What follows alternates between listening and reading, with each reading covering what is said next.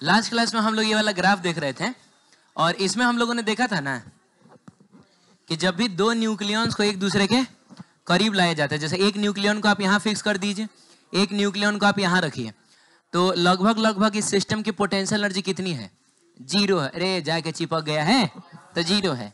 अब जैसे जैसे इसको करीब लेगा, जैसे मान लो कि तुम यहाँ लेके आते हो, तब बताओ ना पोटेंशियल एनर्जी कुछ कम ना हुआ है? कुछ जैसे -50 अगर मेगा इलेक्ट्रॉन वोल्ट इसको बोला जाए तो हम बोलेंगे कि न्यूक्लियॉन को यहाँ से यहाँ लाने के दौरान 50 mega electron volt energy release हो गया है।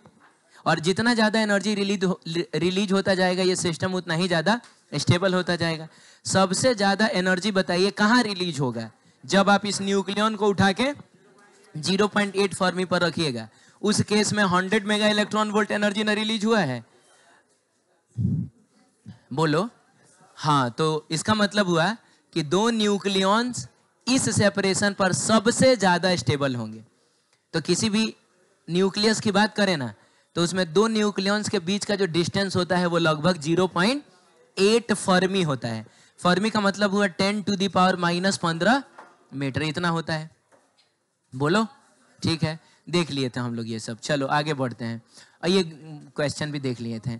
आगे हमने ये भी देखा था कि जैसे मान लो कभी हमारा मन हुआ कि कोई न्यूक्लियस बनाते हैं तो उसके लिए कुछ न्यूट्रॉन्स और प्रोटॉन्स खरीदना पड़ेगा आपको। तो याद है आपने 2 प्रोटॉन खरीदा था और आपने 2 न्यूट्रॉन खरीदा था और दोनों को मिला के, तो जब दोनों को मिलाओगे तो करीब लाओगे, और जब ये लोग करीब आएंगे तो एनर्जी रिलीज ना होगा।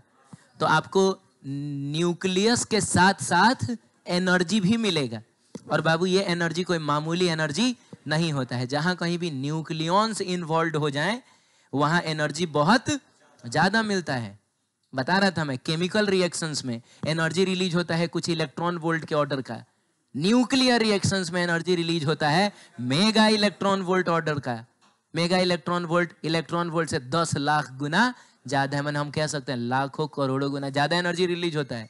नॉर्मल एक इतना बड़ा हैंड ग्रेनेड, अरे होता है ना, ये खींच के फेंका जाता है, वो कहीं फूटता है तो बताओ उसके अंदर कौन सा रिएक्शन हो रहा होता है? बारूद ही जलता है एक्चुअली देखा जाए तो।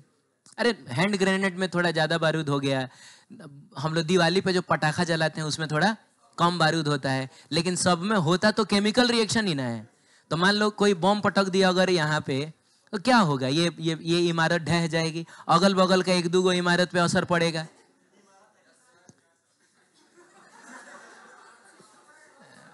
ठीक है, मतलब यही ना होगा। इसमें मान लो कि अगर 50-60 आदमी हैं तो वो लोग मर जाएगा। तो लेकिन अगर इतना ही बड़ा कोई न्यूक्लियर बम लिया जाए ना और उसको भड़का दिया जाए तो बाबू समझ लीजिएगा कि अगर एक हैंड ग्रेनेड से 20 आदमी मर रहा है तो इतने बड़े न्यूक्लियर बम से सीधे उसमें करोड़ ऐड कर लीजिए, 20 करोड़ आदमी मर सकता है।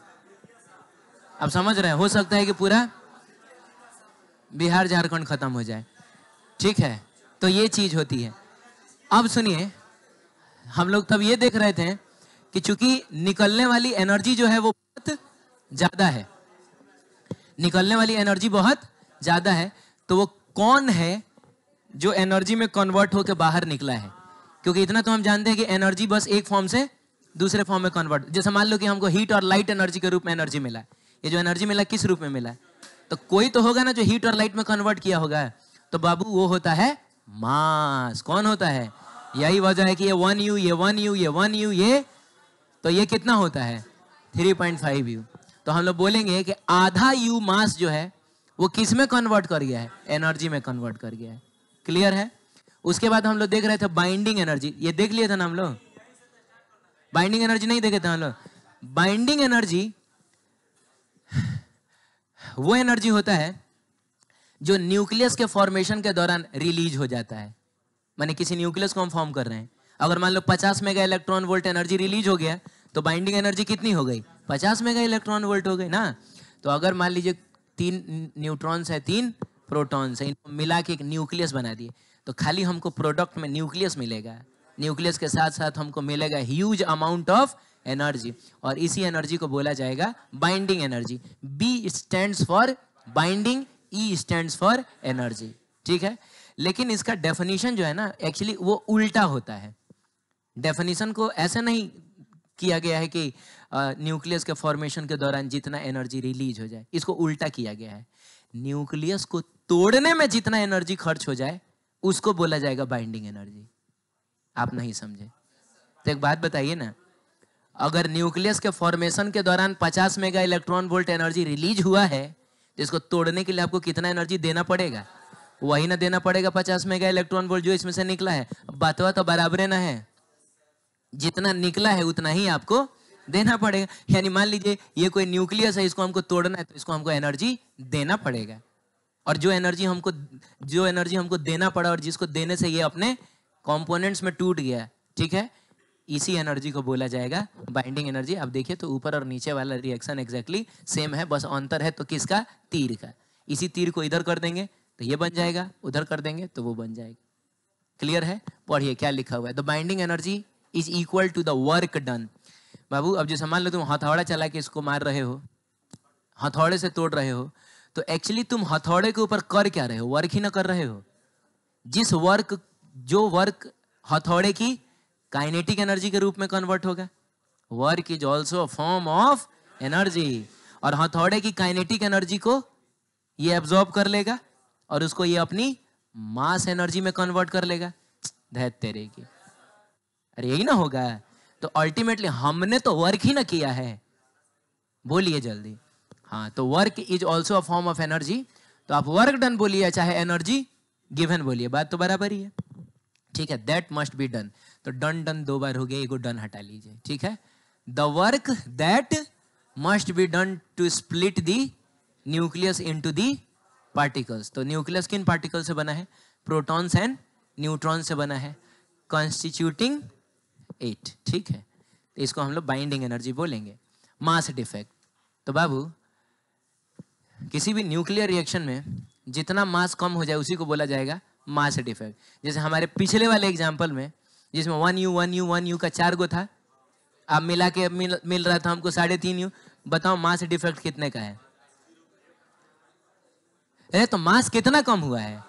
0.5U कम हुआ है, तो मास डिफेक्ट हो जाएगा 0.5U। कितना हो जाएगा? 0.5U हो जाएगा। तो जितना मास कम हो जाता है उसी को हम लोग मास डिफेक्ट बोलेंगे। तो मास डिफेक्ट बाबू निकलेगा कैसे? तो कुछ नहीं, आप इंडिविजुअल पार्टिकल्स का मास कैलकुलेट कर लीजिए। जैसे हमारे एग्जांपल में वो 4U आया था, फिर न्यूक्लियस का मास कैलकुलेट कर लीजिए। हमारे एग्जांपल में वो 3.5U आया था, 4U में से 3.5U को घटा लीजिएगा, आपको मास डिफेक्ट मिल जाएगा। Mass defect is denoted by delta M. तो उसके लिए क्या करें?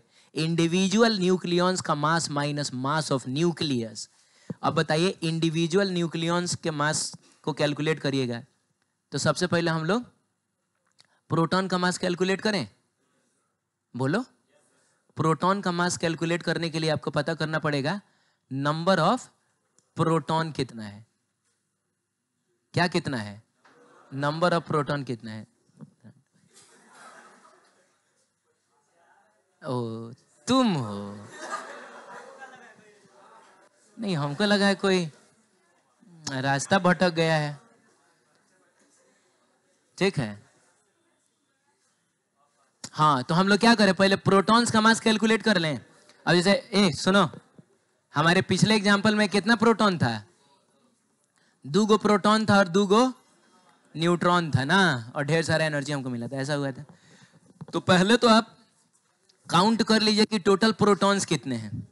तो प्रोटॉन्स इस एग्जांपल में देखा जाए तो 2 है, लेकिन अगर ये एग्जांपल ना दिया रहे, नॉर्मल किसी एलिमेंट के लिए नंबर ऑफ प्रोटॉन कैसे काउंट किया जाता है? तो उसके एटॉमिक नंबर से। अब मैं पूछूं सोडियम में कितना प्रोटॉन है, तो आप उसका एटॉमिक नंबर देखिएगा। अरे बोलिए जल्दी। अब इसको मल्टीप्लाई करिए आप मास ऑफ प्रोटॉन से। कैसे मल्टीप्लाई करिए? मास ऑफ, तो इससे हमको मिल जाएगा टोटल मास ऑफ प्रोटॉन। जैसे इस एग्जांपल में ओए जेड कितना है?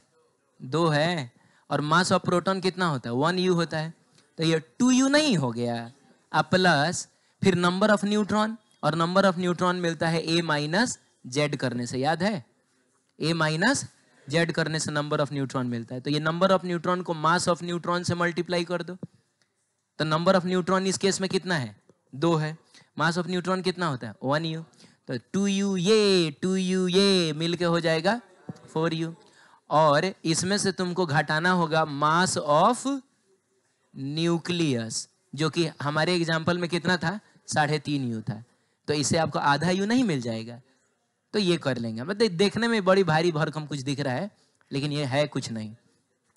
ये बस कह रहा है कि total mass of individual nucleons में से आप मास ऑफ न्यूक्लियस को घटा लीजिए, ठीक है। तो देखिए आपकी किताब में ये बात लिखी हुई है, सही है। अब हम देखेंगे relation between mass defect and binding energy. तो mass defect and binding energy directly एक दूसरे के साथ रिलेटेड है। सुनो सुनो इधर देखो, मास डिफेक्ट और कौन, बाइंडिंग एनर्जी डायरेक्टली एक दूसरे के साथ रिलेटेड है। अरे जितना मास कम हुआ है वही ना एनर्जी में रिलीज हुआ है, सॉरी वही ना एनर्जी में कन्वर्ट हुआ है। जितना मास कम हुआ है वही ना एनर्जी में कन्वर्ट हुआ है। तो जितना मास कम हुआ है उसको हम लोग बोलते हैं क्या, डेल्टा एम। अरे बोलो, तो इसी मास को तुम एनर्जी में कन्वर्ट कर दो, ये बन जाएगा बाइंडिंग एनर्जी। बोलिए जल्दी। तो एम मास को एनर्जी में कन्वर्ट करने के लिए क्या करना होता है, सी स्क्वायर से मल्टीप्लाई करना होता है। तो इसी को तुम सी स्क्वायर से मल्टीप्लाई कर दो, तुमको मिल जाएगा बाइंडिंग एनर्जी। मास डिफेक्ट जो है उसको सी स्क्वायर से मल्टीप्लाई कर दीजिएगा, आपको मिल जाएगा बाइंडिंग एनर्जी, सही है। चलिए अब देखिए, ये आपको समझ में आया है ना, नहीं देखिए यस आपने बोला ही नहीं ठीक से, सुजीत नाम का लड़का नहीं बोला है। तुम्हारा नाम क्या है, नहीं मैं उसकी बात कर रहा हूँ, तुम्हारा नाम सुजीत है ना, हाँ तुम क्यों नहीं बोला, इशारा किए थे। जितना मास कम हुआ है वही मास एनर्जी में कन्वर्ट हुआ है, तो इसीलिए डेल्टा एम सी स्क्वायर कर लीजिएगा, ठीक है। अब सुनिएगा, अगर मान लीजिए कभी डेल्टा एम केजी में देना, किस में दे, जैसे मान लीजिए एग्जांपल लेते हैं हम लोग, delta M is equal to कितना 5 kg। तो कुछ नहीं है, हम लोग बाइंडिंग एनर्जी निकालने के लिए डेल्टा एम इंटू सी स्क्वायर करते हैं, बोलिए। तो हम क्या करेंगे, डेल्टा एम की जगह पे 5 रख लेंगे, सी की जगह पे हम लोग 3 into 10 to the power 3 into 10 to the power 8 रख लेंगे, और आंसर हमको किस में मिल जाएगा, जूल में मिल जाएगा। मतलब इसमें कुछ नया नहीं सीखा हम लोगों ने, हमको पहले से आता है, ठीक है। तो ये कितना हो जाएगा, 9 पचे 45 into 10 to the power 16 joule. लेकिन डेल्टा एम अगर आपको एएमयू में दे दे, जैसे दे दे कि delta M is equal to है कितना बताइए 5 एएमयू, ऐसा दे दे, ऐसा दे दे, तो कुछ नहीं करना है, बस इसको किसको 5 को तुमको मल्टीप्लाई कर देना है, पता है किससे, 931.5 मेगा इलेक्ट्रॉन, डायरेक्ट तुमको आंसर मिल जाएगा। कुछ एमसी स्क्वायर करने की जरूरत नहीं है, क्योंकि कल हम लोगों ने ये देखा था कि जब 1 एएमयू मास को एनर्जी में कन्वर्ट किया जाता है तो 931.5 मेगा इलेक्ट्रॉन वोल्ट एनर्जी मिलता है।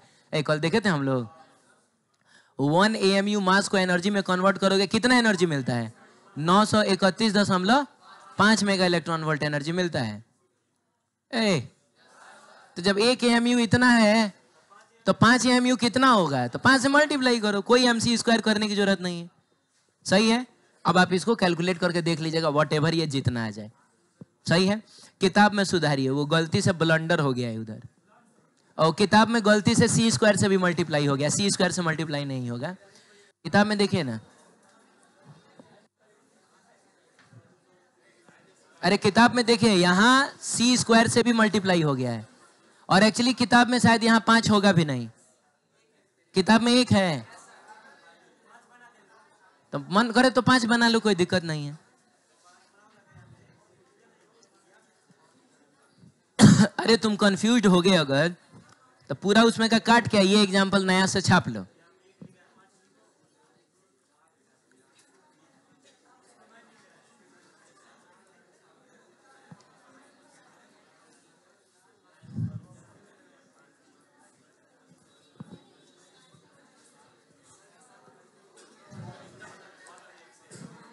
देखा न तूने मुड़ के जो पीछे कुछ देर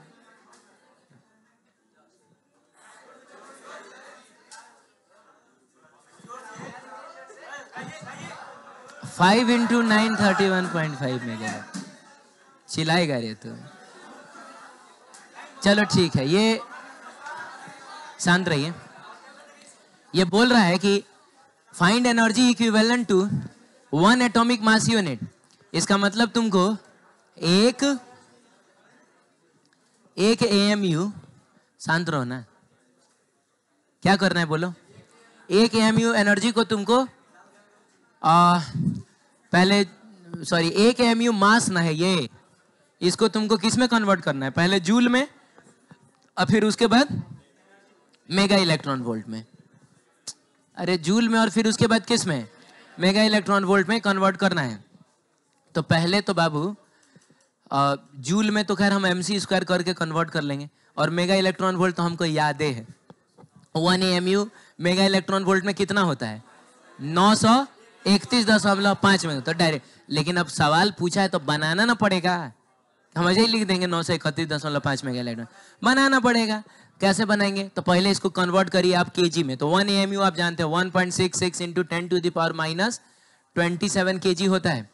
अब हम जानते हैं एनर्जी इज इक्वल टू होता है m इंटू c²। m की जगह 1.66 इंटू 10⁻⁻27 और c² का मतलब हुआ 3 इंटू 10⁸ का स्क्वायर। ठीक है, अब इसे जो आंसर मिलेगा हमको किस में मिल जाएगा, जूल में।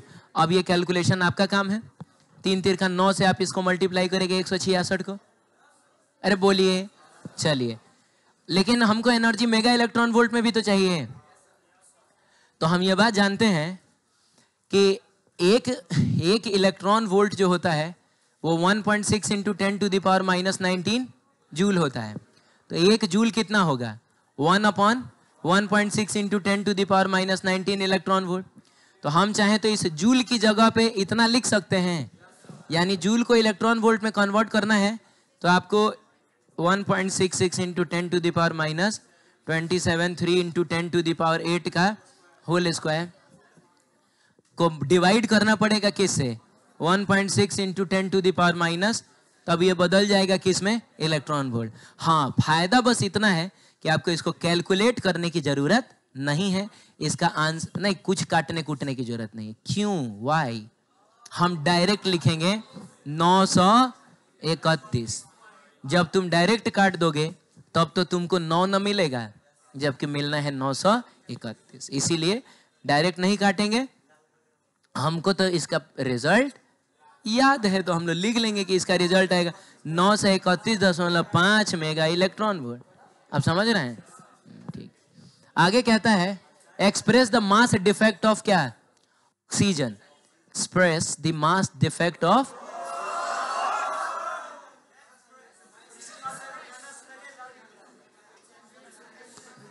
हंगामा नहीं करो, इधर देखो, सुनो। Express the mass defect of क्या, oxygen in terms of mega electron volt per c²। तो बाबू वो c² वही लाइट की स्पीड का स्क्वायर है, लाइट की स्पीड का स्क्वायर है। तो देखो ये क्वेश्चन जो है वो एनसीईआरटी के एग्जाम्पल का क्वेश्चन, ऐसा क्वेश्चन कभी बोर्ड में आपसे पूछेगा नहीं। अब मास डिफेक्ट ऑक्सीजन का हमको पता है क्या कि ऑक्सीजन के केस में कितने का मास डिफेक्ट आता है, तो अगर नहीं पता है तो हम निकाल भी नहीं सकते हैं। मतलब ये हमसे होने वाला सवाल नहीं है, सही बात है। अरे इसमें कोई ट्विस्ट नहीं है, नहीं होगा हमसे जब तक हमको मास डिफेक्ट ना दे। हमको क्या पता कि ऑक्सीजन के केस में कितना मास कम होता है। अरे नहीं यार, मैं बताओ किसकी कसम खाऊं, चलो फिर मैं तुम्हारी कसम खाता हूं। मेरे प्रिय लोग तो आप ही लोग हैं।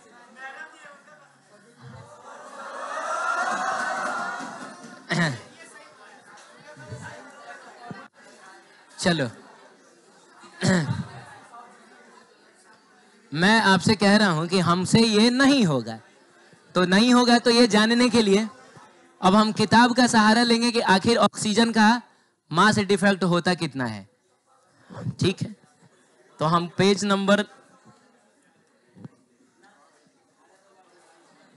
क्या 13.3 है। ओ, तो पता चला कि ऑक्सीजन का मास डिफेक्ट होता है। हाँ, इसमें दिया है, क्या हुआ है, ऑक्सीजन का मास डिफेक्ट इसमें दिया हुआ है, वो होता है कितना पता है?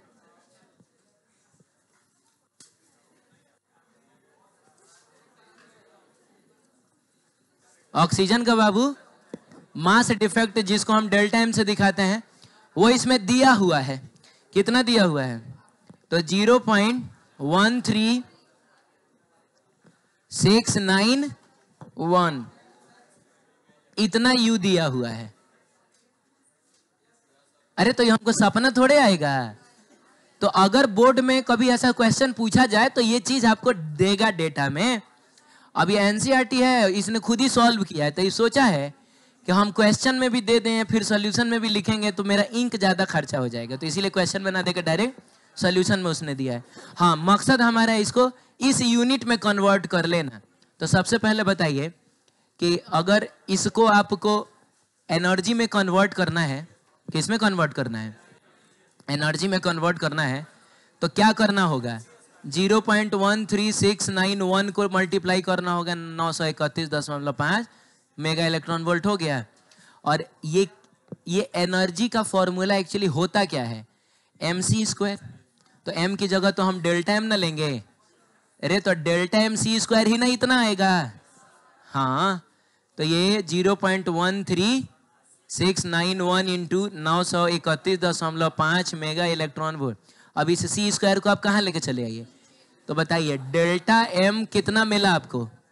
ये 0.13691 into 931.5 mega electron volt upon c² नहीं आ गया? यानी आपको यही चीज बताना है, समझे आप? आपको यही चीज बताना है, ठीक है? देखो ना, mega electron volt per c² में आपको बताना है, तो ऐसे करके हम लोग बता देंगे।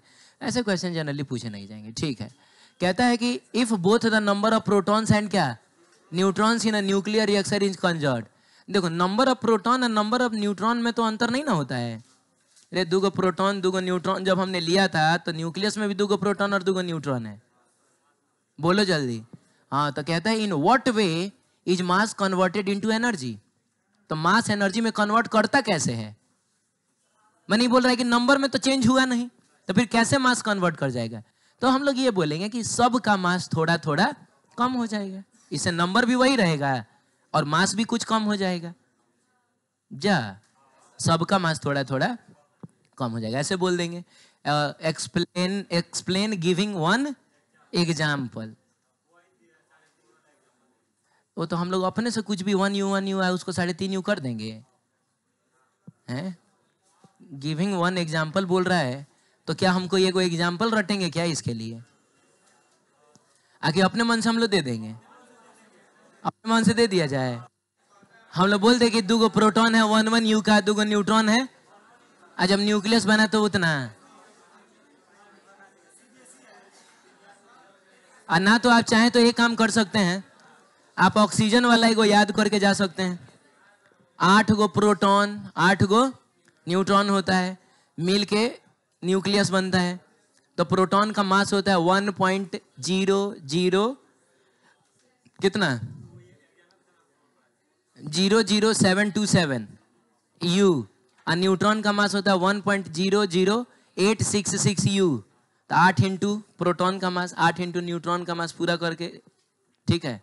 अच्छा, ऐसे करो ना कि तुम डायरेक्ट बोलना कि एग्जाम्पल के रूप में हम लोग ऐसा ले रहे हैं कि मास डिफेक्ट ऑफ ऑक्सीजन कितना है। मास डिफेक्ट ऑफ ऑक्सीजन कितना है? तो 0. वो जो नहीं था 9 कितना था? नहीं 13691 u, ऐसे लिख लेंगे 13691 u, ऐसा बोल देंगे। और बोल देंगे अगर टोटल मास डिफेक्ट इतना है, इसका मतलब हर न्यूक्लियन का मास कितना कम हुआ होगा, तो इसको हम डिवाइड कर देंगे किस से? 16 से। ऐसे हम बता सकते हैं। नहीं ना समझे आप? सुनिए, जब आप न्यूक्लियस का फॉर्मेशन कर रहे हैं, किसके न्यूक्लियस का फॉर्मेशन कर रहे हैं? ऑक्सीजन के न्यूक्लियस का फॉर्मेशन कर रहे हैं। जिसमें नंबर ऑफ न्यूक्लियॉन्स कितने हैं? नंबर ऑफ न्यूक्लियॉन्स कितने हैं? 16 होते हैं, मास नंबर 16 होता है। तो टोटल कितना मास कम होता है? इतना मास कम होता है टोटल। अरे यार, तो 16 का मिल के ना इतना कम हुआ है, तो एक का कितना कम होगा? तो इसको हम 16 से, तो mass defect in one nucleon कितना हो जाएगा? 16 से डिवाइड कर देंगे, बोलो ना। हाँ, तो सबका मास उतना उतना कम हो जाएगा। इसको हम लोग 16 से डिवाइड करना, ऐसे बता सकते हैं। ये क्वेश्चन भी सेम ही क्वेश्चन है। ठीक है, आगे बढ़ते हैं। Distinguish between isotopes, isobars and क्या, पता है ना? Atomic number same, mass number अलग, आइसोटोप्स। एटॉमिक नंबर अलग अलग, मास नंबर सेम, आइसोबार। और एटॉमिक नंबर भी अलग अलग, मास नंबर भी अलग अलग, लेकिन number of neutron same, isotones हो जाएगा। एग्जाम्पल तो हमको आता ही है, कार्बन C12 C14 आइसोटोप के लिए, कार्बन C14 N14 आइसोबार के लिए, एगो कार्बन का 14 वाला, ऑक्सीजन का 16 वाला आइसोटोन्स के लिए हो जाएगा। ठीक है। Why is the mass of nucleus always less than the sum of masses of its constituent? क्यों न्यूक्लियस का मास उसके कॉन्स्टिट्यूट्स के मास से कम होता है? क्योंकि न्यूक्लियस के फॉर्मेशन के दौरान कुछ एनर्जी रिलीज हो गया है, तो वो मास ही है जो एनर्जी के रूप में कन्वर्ट किया है। हम बोल देंगे कि न्यूक्लियस के फॉर्मेशन के दौरान कुछ मास एनर्जी में कन्वर्ट हो जाता है, जिसकी वजह से मास थोड़ा सा कम हो जाता है। Write one example to justify your answer. वही ऑक्सीजन वाला, कि जब ऑक्सीजन के न्यूक्लियस का फॉर्मेशन होता है, तो न्यूक्लियस का मास उसके कॉन्स्टिट्यूएंट्स के मास से 0.13691 यू कम हो जाता है। एक मिनट, जो मैंने बोला सही था क्या? 13691, ठीक है, क्या बात है, चलो ठीक है, इतना कम हो जाता है। ठीक है, तो ये एक एग्जांपल हो गया एक तरीके से। तो ऑक्सीजन वाला आप याद कर लीजिएगा, है ना? बाइंडिंग एनर्जी पर न्यूक्लियन, तो ये तो नाम से ही क्लियर है, एक न्यूक्लियन की बाइंडिंग एनर्जी कितनी होगी। जैसे मैं अगर आपको बोलूं कि 2 प्रोटॉन है और 2 न्यूट्रॉन है, हमको इसको तोड़ने के लिए total 40 mega electron volt energy देना पड़ा, तो टोटल बाइंडिंग एनर्जी कितनी हो गई? बाइंडिंग एनर्जी कितनी हो गई? Binding energy 40 mega electron. Binding energy per nucleon कितना है? क्या मतलब हुआ है कि एक न्यूक्लियन को कितना बाइंडिंग एनर्जी मिला होगा? तो कितना है? क्या ये तुम कॉमन सेंस से बता पा रहे हो? हाँ, तो इसका मतलब हुआ है कि बाइंडिंग एनर्जी पर न्यूक्लियन, जिसको डिनोट किया जाता है EBN से, बाबू वो होता है binding energy upon number of nucleons. Number of nucleons का मतलब हुआ मास नंबर। अरे तुमने इसको 4 से ही ना डिवाइड किया था, 4 नंबर ऑफ न्यूक्लियन ही ना है, और नंबर ऑफ न्यूक्लियन कहाँ से मिलता है? मास नंबर से मिलता है। तो हो गया, बाइंडिंग एनर्जी हो गई 40 mega electron volt, number of nucleon हो गया 4, आंसर आ जाएगा 10 मेगा इलेक्ट्रॉन वोल्ट। ठीक है, तो we can think of EBN, हम लोग ऐसा सोच सकते हैं कि बाइंडिंग एनर्जी पर न्यूक्लियन जो होता है is the average energy per nucleon needed to separate a nucleus into its individual nucleons. हर न्यूक्लियन को इंडिविजुअली जितना एनर्जी मिलेगा एक दूसरे से सेपरेट होने के लिए, उसको बोला जाएगा binding energy per nucleon. Okay okay, ठीक। डेंसिटी ऑफ न्यूक्लियस, चलिए इधर देखिए। तो बाबू डेंसिटी तो 8वां 9वां में पढ़ी जाने वाली चीज है। इसका मतलब होता है मास अपॉन क्या? वॉल्यूम। तो मास कैसे निकलेगा? तो पहले आप ले लीजिए टोटल नंबर ऑफ न्यूक्लियन। देखिए आप समझ नहीं रहे हैं, न्यूक्लियस का मास कितना है ये कैसे पता चलेगा? तो टोटल नंबर ऑफ न्यूक्लियन ले लीजिए और इसको मल्टीप्लाई कर दीजिए एक न्यूक्लियन के मास से, क्योंकि आपको पता है कि मास ऑफ प्रोटॉन और मास ऑफ न्यूट्रॉन लगभग बराबर होता है, और उसको हम लोग कुछ m कह दें, और ये m लगभग 1 U होता है। अरे कितना होता है? उस m की जगह पे हम लोग 1 U लिख लेंगे।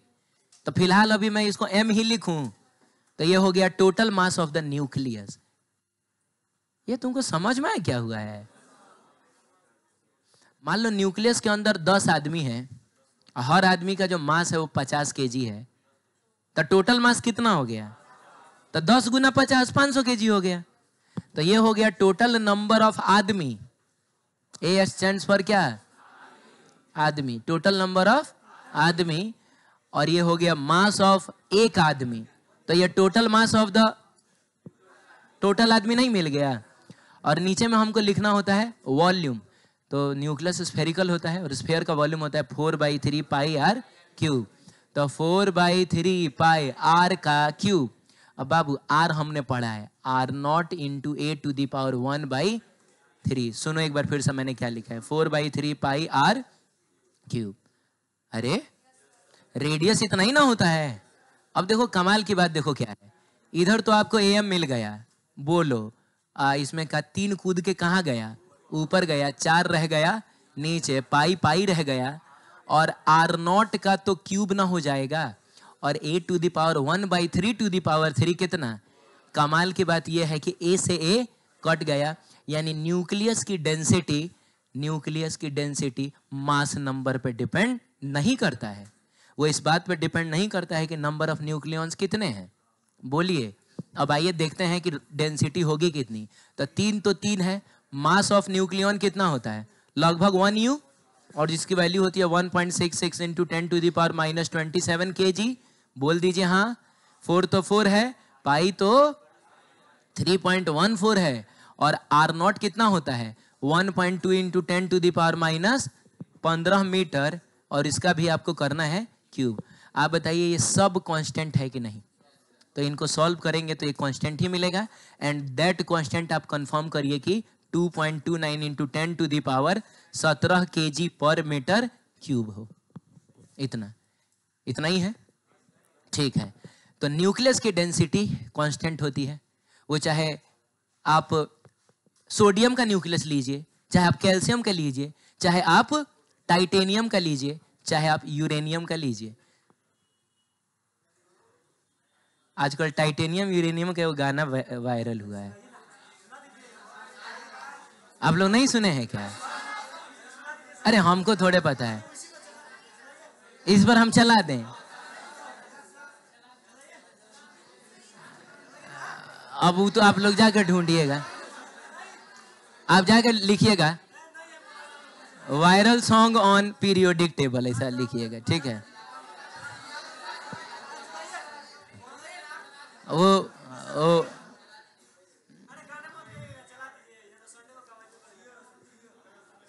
तो तुम संडे को आता कहाँ है? 2 संडे से मैं इंतजार कर रहा हूं।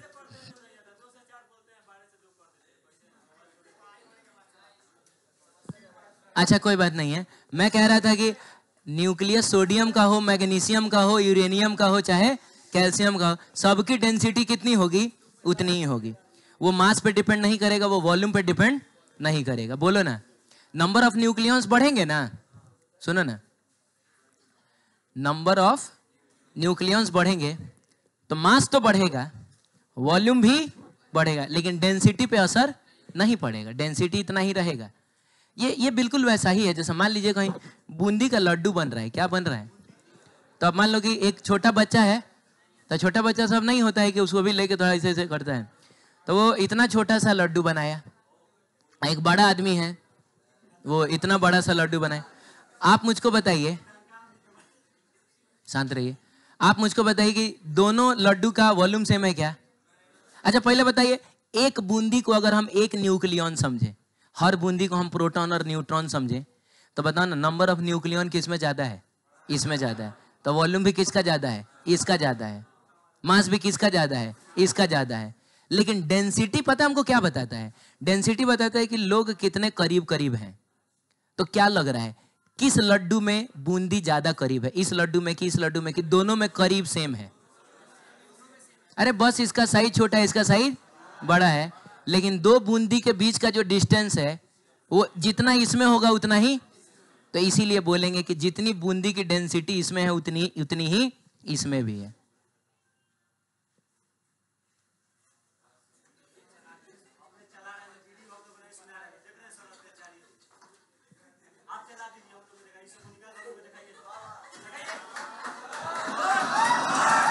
ए, चुप चुप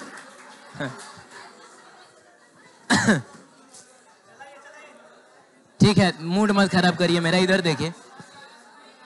चलिए, तो इस तरीके से हमने देखा कि ये कांस्टेंट होता है, ठीक है। सुनिए, ये दुनिया का सबसे डेंस्ड मटेरियल होता है। आप अगर कंपेयर करना चाहें तो बाबू 1 मीटर लंबा, ओए चुप, ये केजी पर मीटर क्यूब है ना, उसका क्या मतलब हुआ कि 1 मीटर लंबा, 1 मीटर चौड़ा, 1 मीटर ऊंचा कंटेनर ले लो और उसमें अगर तुम पानी भर दोगे ना, उस पानी का मास होगा 1000 केजी। मरकरी भर दोगे 13600 केजी। लेकिन अगर उसमें कोच कोच के न्यूक्लियस भर दोगे, यानी सिर्फ क्या भरना है, खाली न्यूक्लियस भरना है, तो उसका मास हो जाएगा, इसको लगभग लगभग हम लोग 2.3 बोलते हैं, लगभग लगभग 2.3 बोल देते हैं। उसका मास हो जाएगा, 1 मिनट रुको, 16 ना है तो 23 करोड़ अरब केजी। 23 करोड़ अरब केजी है कितना है कितना है? 1 मीटर लंबा, 1 मीटर चौड़ा, 1 मीटर ऊंचा, और अगर वो सिर्फ न्यूक्लियस से भरा हुआ है 23 करोड़ अरब केजी, इतना मास होगा उसका। Nucleus is the most densed material in the world. ठीक है, चलिए, तो ये बात यहां पर लिखा हुआ है कि density of nucleus is a constant independent of क्या, मास नंबर। मास नंबर कुछ भी रहे, डेंसिटी सेम रहेगी। Most dense material in the universe. ठीक है, तो बिहार बोर्ड ने पूछा आपसे कि डेंसिटी ऑफ न्यूक्लियस कितना होता है। चलिए, सी होता है 2.29 into 10 to the power 17 kg per metre cube. Given the mass of iron nucleus as, mass देखो तुमको दे दिया, क्या दे दिया, हाँ, और ए दे दिया, तो ए दे दिया तो हम उसका रेडियस निकाल लेंगे। क्या निकाल लेंगे? रेडियस निकल जाएगा तो वॉल्यूम निकल जाएगा, मास अपन वॉल्यूम करेंगे, हमको डेंसिटी मिल जाएगा। तो बता हम लोग क्या करेंगे, हम लोग डेंसिटी के लिए लिखेंगे मास पर यूनिट वॉल्यूम। अब मास कितना दिया हुआ है, 55.85 यू ना, इसको 1.66 इंटू 10 टू दी पावर -27 से मल्टीप्लाई कर किस में कन्वर्ट कर लो, केजी में कन्वर्ट हो गया, तो ये हो गया मास। क्या हो गया? रही बात वॉल्यूम की, तो वॉल्यूम होता है 4/3 पाई, आर की जगह R0 और R0 की जगह 1.1.2 इंटू 10 टू दी पावर -15। और सुनो एक मिनट, ए का पावर, ए का मतलब कितना, 56 ना, तो 56 का पावर 1/3, अब पावर कितना, क्यूब। अब इसी को सॉल्व करके हम आंसर ला देंगे। तो वो पागल ही होगा जो इसको सॉल्व करेगा, क्योंकि हमको तो इसका आंसर याद है। हम डायरेक्ट लिखेंगे 2.29 into 10 to the power 17 kg per metre, क्या हम डायरेक्ट लिखेंगे। हम क्यों, आप समझ रहे हैं, हम क्यों इसको सॉल्व करने जाएंगे, मुझे तो आंसर पता है इसका। एक्सपेक्टेशन बस इतना था कि आप ऊपर में मास है, नीचे में क्या लिख लीजिए, वॉल्यूम लिख लीजिए। Is it clear? चलिए, ये कह रहा है कि from the relation R is equal to R0, हाँ, जिसमें R0 एक कांस्टेंट है और A जो है वो मास नंबर है। आप शो करिए कि किसी भी न्यूक्लियस का जो डेंसिटी होता है वो मास नंबर पर डिपेंड नहीं करता। तो एक्चुअली आपको यही ना करना है, अरे आपको यही ना करना है, ये करके हम शो कर देंगे। ठीक है, चलिए आगे। ये कहता है थोरियम में नंबर ऑफ न्यूट्रॉन कितना है, तो इसमें से हम 90 घटा लेंगे, तो 230 में से 90 घटेगा 140 आता है। नंबर ऑफ न्यूट्रॉन ऐसे ही ना निकलता है, तो आंसर क्या हो जाएगा, 140 हो जाएगा। चलिए, हाँ, as the mass number increases, देखो हम नंबर ऑफ न्यूक्लियॉन्स को बढ़ा रहे हैं। मास नंबर बोला मैंने का मतलब हुआ number of nucleon. Number of nucleon बढ़ा रहे हैं तो इसमें क्या है जो नहीं बदलेगा, क्या मास नहीं बदलेगा, मास बदलेगा, वो भारी होता जाएगा, वॉल्यूम भी ज्यादा होता जाएगा, बाइंडिंग एनर्जी भी, जितने ज्यादा न्यूक्लियंस रहेंगे उतनी ज्यादा एनर्जी ना रिलीज हुई होगी, हाँ, तो बाइंडिंग एनर्जी भी बढ़ेगी, लेकिन नहीं बढ़ेगा तो डेंसिटी। तो आंसर इज डेंसिटी। ठीक है, चलिए अब सुनिएगा, किसी भी एलिमेंट की केमिकल प्रॉपर्टी जो है वो उसके इलेक्ट्रॉनिक स्ट्रक्चर पे डिपेंड करता है। केमिकल रिएक्शंस में कौन इन्वॉल्व होते हैं, केमिकल रिएक्शंस में कौन इन्वॉल्व होते हैं, बोलिए, इलेक्ट्रॉन्स इन्वॉल्व होते हैं, बोलिए ना। हाँ, तो मैं कह रहा हूं कि जैसे अगर हम C6 12 लें और C6 क्या लें 14 लें, तो कहने का मतलब है कि दोनों क्या सेम एलिमेंट है, हाँ या ना। नाम से बोलोगे तो दोनों तो कार्बन है, लेकिन वो सेम नहीं है। We are not same. क्यों नहीं सेम है, इसमें इसके न्यूक्लियस में 12 लोग रह रहे हैं इसके न्यूक्लियस में, तो कहां से दोनों सेम हो जाएंगे भाई ना बाबू। लेकिन हाँ, नंबर ऑफ प्रोटॉन्स सेम है और नंबर ऑफ इलेक्ट्रॉन्स भी सेम है। बोलो जल्दी। तो इसमें भी अगर देखा जाए तो 2 गो इलेक्ट्रॉन होगा पहला सेल में और 4 गो इलेक्ट्रॉन होगा, नहीं बोलोगे, दूसरा सेल में। और इसमें भी देखा जाए तो 2 गो इलेक्ट्रॉन होगा पहला सेल में या 4 गो कहाँ होगा, 2 3 4 गो होगा दूसरा सेल में। तो दोनों का इलेक्ट्रॉनिक कॉन्फ़िगरेशन सेम है ना, इसीलिए दोनों की केमिकल प्रॉपर्टीज भी सेम होंगी। नहीं समझे आप? जैसा केमिकल रिएक्शन किसी के साथ ये करेगा वैसा ही केमिकल रिएक्शन ये भी करेगा। अरे क्यों ऐसा लग रहा है जैसे आप समझना नहीं चाह रहे हैं?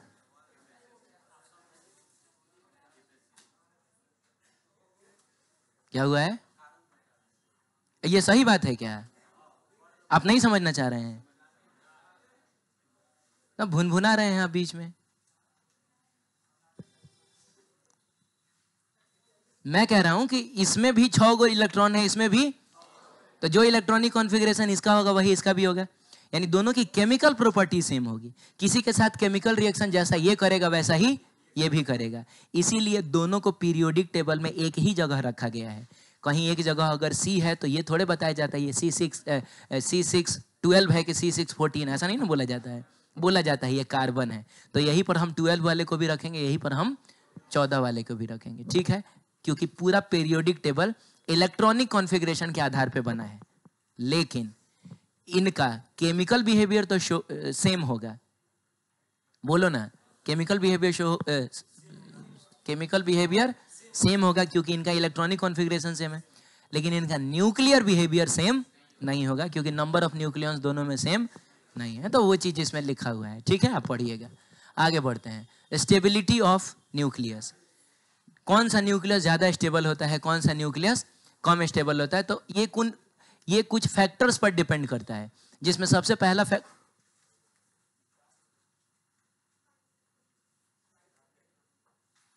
ये कुछ छूट गया क्या? Something which I have left. ये डायरेक्ट क्वेश्चन ना का चाहे उधर लिखे हैं। अच्छा कोई बात नहीं है, तो इधर एक काम करिए, इधर देखिए मेरी तरफ। नहीं छूटा है, जो बताना था बाद में एक्चुअली।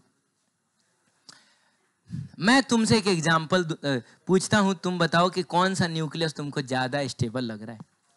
और देखो तुम मेरे सवाल को ठीक से समझना, थेथराई मत करना। हाँ, क्योंकि ये हर बार लोग थेथराई करने लगते हैं। 1 2 3 4 5, 1 2 3 4 5 को प्रोटॉन 5 को neutron, total number of nucleon 10। इसको तोड़ने के लिए हमको 50 मेगा इलेक्ट्रॉन वोल्ट एनर्जी देना पड़ा, ठीक है। एक और न्यूक्लियस है 1 2 1 2, 40 मेगा इलेक्ट्रॉन वोल्ट एनर्जी देना पड़ा इसको तोड़ने के लिए। सवाल सुनिएगा और सही जवाब दीजिएगा। किसको तोड़ने के लिए ज्यादा एनर्जी देना पड़ा है, पहले वाले को कि दूसरे वाले को? हो गया तुम लोग थे थोड़ा ही शुरू। मुझको ज्यादा एनर्जी किसको तोड़ने के लिए देना पड़ा है? कितने लोग कहते हैं पहले वाले को तोड़ने के लिए ज्यादा एनर्जी देना पड़ा है? ऐसे मैंने हाथ गिरा दो। ये ऐसा सवाल है ना कि जैसे सवाल यूपीएससी में पूछ के आपको डायरेक्ट छांट दिया जाएगा, ठीक है, डायरेक्ट छांट दिया जाएगा अगर आप गलत जवाब दे रहे होंगे तो देखते हैं कितने लोग जो हैं वो यूपीएससी के इंटरव्यू के लायक हैं। किसको लग रहा है कि इसको तोड़ने के लिए हमको ज्यादा एनर्जी देना पड़ा है? चलिए, 2 आदमी, तुम्हारा नाम है हिमांशु, तुम बादल हो, और कौन है? तुम कौन हो? तुम हो आयुष। आयुष हो ना? हाँ ठीक है, तुम्हारा भी है। तो 4 आदमी कह रहा है कि इसको तोड़ने के लिए ज्यादा एनर्जी देना पड़ा है, और कितने लोग कह रहे हैं कि इसको तोड़ने के लिए ज्यादा एनर्जी देना पड़ा है? इतने लोग बोल रहे हैं, मतलब इसमें ज्यादा लोग हैं, मतलब हम समझे कि 4 है तो ये 40 है कि नहीं? तो ऐसे लोग कह रहे हैं कि इसको तोड़ने के लिए ज्यादा एनर्जी। चलो मैं तुमको जज बनाता हूं। तो मान लो तुम इंटरव्यू ले रहा है, तुम बताओ 4 लोग सही है कि 40 लोग सही है? इसको ज्यादा एनर्जी देना पड़ा कि उसको ज्यादा एनर्जी देना पड़ा है? 4 लोग सही हैं, माने ये भी उन 4 लोगों के साथ मिलके 5वां आदमी हो गया। ये भी बोल रहा है कि ये लोग सही हैं। अच्छा तो बताओ इसको तोड़ने के लिए कितना एनर्जी देना पड़ा? 50 मेगा इलेक्ट्रॉन वोल्ट। इसको तोड़ने के लिए 40 मेगा इलेक्ट्रॉन वोल्ट। तो कौन ज्यादा हुआ? तो 50 ही ना ज्यादा हुआ। ओह, तो तुम ये कहना चाह रहे हो कि 50 40 से कम है? तुम नहीं समझ रहे हो, तुम समझ ही नहीं रहे हो। मैं समझ रहा हूं कि तुम क्या समझ रहे हो, लेकिन तुम जो भी समझ रहे हो गलत समझ रहे हो। सवाल बहुत सीधा है, किसको तोड़ने के लिए ज्यादा एनर्जी देना पड़ा? तो इसी को तोड़ने के लिए ज्यादा, इसको तोड़ने के लिए हमको 50 मेगा इलेक्ट्रॉन बोले। ओए रुक एकदम, मैं ये पूछ रहा हूं कि पर न्यूक्लियन ज्यादा देना पड़ रहा है कि कम देना? मैं तो पूछ रहा हूं कि टोटल किसको ज्यादा देना पड़ रहा है। तो टोटल इसी को ना ज्यादा दिया गया है। ओए एक मिनट, तुम्हारे पास बस 40 मेगा इलेक्ट्रॉन वोल्ट एनर्जी है, तो तुम इसको तोड़ पाओगे? नहीं टूटेगा ये तुमसे। तुमको 40 से ज्यादा चाहिए, तुमको 50 चाहिए इसको तोड़ने के लिए। इसको तोड़ने के लिए 40 चाहिए। ये अलग बात है कि इसमें 4 लोग हैं उसमें 10 लोग हैं, लेकिन ओवरऑल एनर्जी तुमको इसी को ना ज्यादा देना पड़ रहा है। क्या बात करते हो? सीधा सवाल था कि इसको तोड़ने के लिए ज्यादा देना पड़ा है कि इसको तोड़ने के लिए ज्यादा देना पड़ा है। कॉमन सेंस से आप लोग पैदल है, समझ रहे हैं? ये ढेर होशियार आदमी को 3 जगह लगता है। अब तुम अपने से डिसाइड करो कि कहाँ 3 जगह लगेगा। इसी को तोड़ने के लिए हमको ज्यादा एनर्जी देना पड़ा है, इसको तोड़ने के लिए हमको कम एनर्जी देना पड़ा है। अब दूसरा सवाल, आपके ख्याल से कौन सा न्यूक्लियस ज्यादा स्टेबल है? कौन सा न्यूक्लियस, ये वाला कि वो वाला? ये एक दूसरा सवाल हो गया। कौन सा ज्यादा स्टेबल है, पहला वाला कि दूसरा वाला? क्योंकि इसको तोड़ने के लिए हमको ज्यादा एनर्जी देना पड़ा, इसको तोड़ने के लिए हमको कम एनर्जी देना पड़ा। तो ये न्यूक्लियस इसको ज्यादा एनर्जी देने पे टूट रहा है, यानी ज्यादा स्टेबल है, वो कम स्टेबल है। क्या कहना चाह रहे हैं आप? अच्छा आप कहना चाह, अच्छा छोड़ो हटाओ, हाथ उठा के फिर एक बार बताओ कि तो कह रहे हैं कि ये ज्यादा स्टेबल है। नहीं कोई तो होगा ना इसमें। तुम बोलना चाह रहे हो, बोलो। कभी कभी तुम अकेले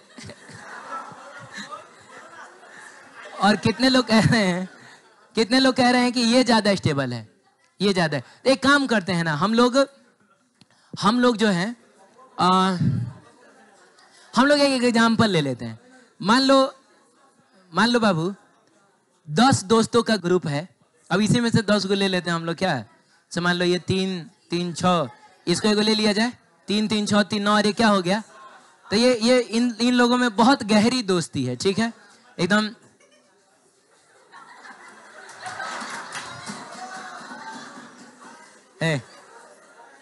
तुम लोग इसको अलग बैठाया करो, हैं?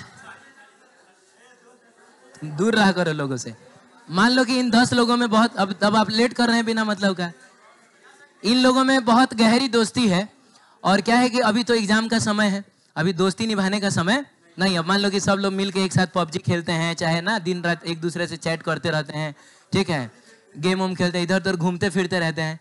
तो इनके गार्जियन बहुत परेशान है। तो इनके गार्जियन इनको समझा के थक गए, तो वो मेरी शरण में आए। उन्होंने कहा कि कुछ करिए कि इन लोगों का दोस्ती टूट जाए। हाँ, इन लोगों का दोस्ती टूट जाए, तो इन लोगों की दोस्ती टूट जाए। तो अगले दिन मैंने इन 10 लोगों को रोका और मैंने खूब समझाया कि देखो बाबू, एग्जाम का समय है, ये कोई दोस्त तुम्हारे काम नहीं आएगा। आज भले तुम इस पे जान लुटा रहे हो, लेकिन आज से 10 साल बाद जब जिम्मेदारियों का बोझ आएगा तो फिर ये तुमको पूछने नहीं जाएगा। अगर मान लो कि ये करोड़ों भी कमा रहा है, तुमको अगर 10 रुपए की जरूरत पड़ेगी तो उस समय ये तुमको नहीं देगा। खूब मैंने समझा दिया। क्या लग रहा है दोस्ती टूट जाएगा इनका? नहीं टूटेगा। समझाने से आप समझने वाले रहते हैं तो आपका ये हाल ही नहीं रहता। आज क्या हुआ? तो इन लोगों ने कहा कि सर हमारी दोस्ती इतनी कमजोर नहीं है कि आप समझा दीजिएगा और ये टूट जाएगा। हाँ, कुछ खर्चा उर्चा करिएगा तो हम लोग सोचेंगे, ठीक है। तो मैं अब देखो आपके लिए तो शांत रहो ना, क्या बकवास करता है। अगर आप कुछ खर्चा करिएगा तो हम लोग सोचेंगे, ठीक है। तो मैंने तो आपके लिए तो बाबू देखो मैं कुछ भी कर सकता हूं, है कि नहीं। तो मैंने कहा कि ठीक है तब 500 ले लो। देखिए अगर छोड़ दूं क्या, छुट्टी कर दूं? तो शांत रहो।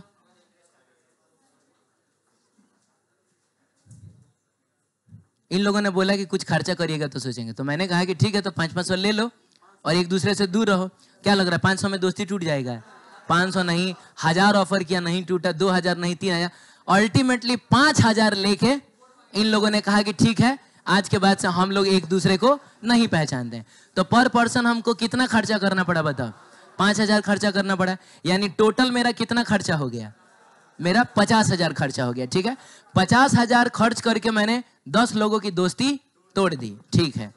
तो कहने का मतलब है मेरा खर्चा हुआ 50,000। अब इधर भी मान लो कि जैसे ये 4 गो दोस्त है, वो जो 4 गो है, देखो अभी दोस्ती निभा रहा है, देख लो दोस्ती निभा रहा है। वो 4 लोग हैं। अब उनके गार्जियन को भी पता चला कि सर दोस्ती तोड़वाने में एक्सपर्ट है, तो वो भी आए मेरे पास। उन्होंने भी कहा कि सर कुछ करिए इन लोगों का। तो मैं अब समझ चुका हूं कि दोस्ती तोड़ने के लिए समझाने से काम नहीं चलेगा। मैंने डायरेक्ट उनको कहा, अब मुझको पता है कि 5000 पे दोस्ती टूटता है, मैंने कहा कि 5-5 हजार लो और आज के बाद से एक दूसरे को भूल जाओ। लेकिन इन्होंने कहा कि ना 5000 में नहीं होगा, 6000, 7000, 8000, अल्टीमेटली ये लोग 10-10 हजार पर, मान लीजिए माने 10 हजार पर ये लोग एक दूसरे को नहीं पहचान रहे, 10 हजार पे इनकी दोस्ती टूट गई। तो बताइए मेरा टोटल कितना खर्चा हुआ? तो मेरा तो खर्चा हुआ 40,000 रुपया। बोलिए तो ज्यादा खर्चा किस में हुआ? ज्यादा खर्चा तो ऑब्वियसली इधर हुआ, 50,000 मेरा खर्च हो गया, उधर मेरा 40,000 खर्च हुआ। लेकिन आप बताइए किनकी दोस्ती ज्यादा स्टेबल थी, इनकी कि उनकी? उनकी ज्यादा स्टेबल है। ये तो 5,000 में बिक गई है गवर्नमेंट, लेकिन उधर कितना है? 10,000। एक आदमी को 10,000 देना पड़ा। तो स्टेबिलिटी के हिसाब से देखें तो उनकी दोस्ती ज्यादा स्टेबल है। यानी न्यूक्लियस की स्टेबिलिटी बाइंडिंग एनर्जी पर डिपेंड नहीं करेगा, वो डिपेंड करेगा कि बाइंडिंग एनर्जी पर न्यूक्लियन कितना है। यहाँ बाइंडिंग एनर्जी पर न्यूक्लियन 5000 था, उधर कितना है? 10,000 है। उनकी दोस्ती ज्यादा स्टेबल होगी। इसका मतलब हुआ stability directly proportional to binding energy per nucleon, ठीक है। तो आप बताइए कि एक्स और वाई दो न्यूक्लियस है और एक्स की बाइंडिंग एनर्जी है 50 मेगा इलेक्ट्रॉन वोल्ट, वाई की है 100 मेगा इलेक्ट्रॉन वोल्ट, और इसमें न्यूक्लियंस की संख्या है 10, इसमें न्यूक्लियंस की संख्या है 40। कौन सा न्यूक्लियस ज्यादा स्टेबल है?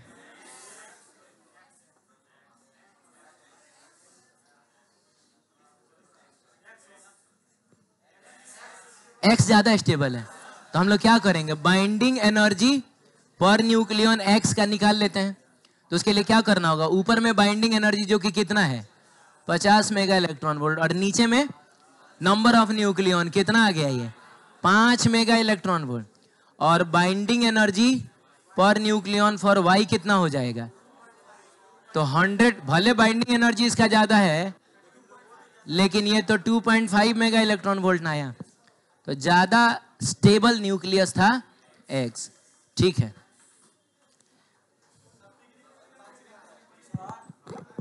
ज्यादा स्टेबल ज्यादा स्टेबल न्यूक्लियस कौन है? एक्स है, ठीक है।